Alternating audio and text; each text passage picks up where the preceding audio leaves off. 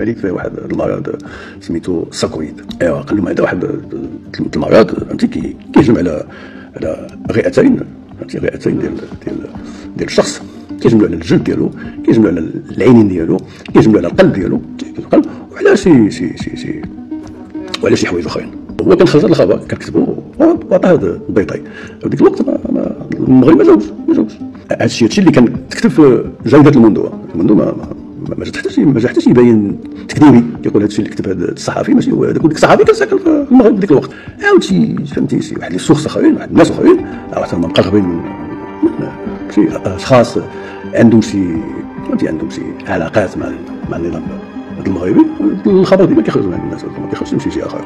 قالوا له الملك عنده المرض ديال هاشيموتو، هو واحد مرض كيكون فيه اضطرابات هرمونيه. علاش الساركويد ومرض ديال هاشيموتو حتى هما عندهم شي علاقه مع الهرمون، كيكون عندك شي مشكل في ديك الهرمونات ديالك فهمتي، هو كيجعلك عندك اما المرض ديال هاشيموتو اما المرض ديال الساركويد. وحنا غنجيبو دابا غنتكلموا اما يقدروا عندك بجوج بهم ولا كاع ثلاثه بهم. دونك ملي كيكون عندك هذا المرض ديال الهاشيموتو كيهجم لك على اجزاء متعدده من الجسم ديالك، بحال دابا كيعطيك العيا ولا كيعطيك الزياده ديال الوزن ولا عقلتو. ملي كنطلع العرش كنضعف وفات واحد الوقت وتنفخ بزاف.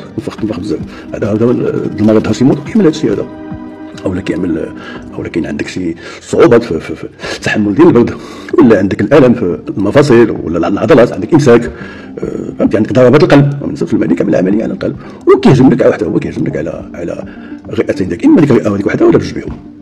هذا المرض هاشيموتو.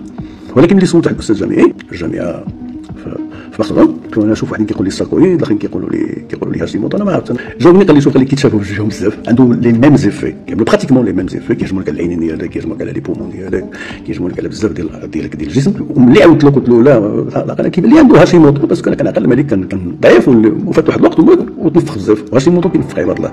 قال لي والحق دابا الحاله ديالو كيفاش عاود الملك؟ الحاله ديالو دابا فهمتي واحد شويه كيبان لي ضعيف، السي ضعف بزاف. قال لي شوف انا الراي ديالي هو هذا السيد المريض عنده جوج الامراض.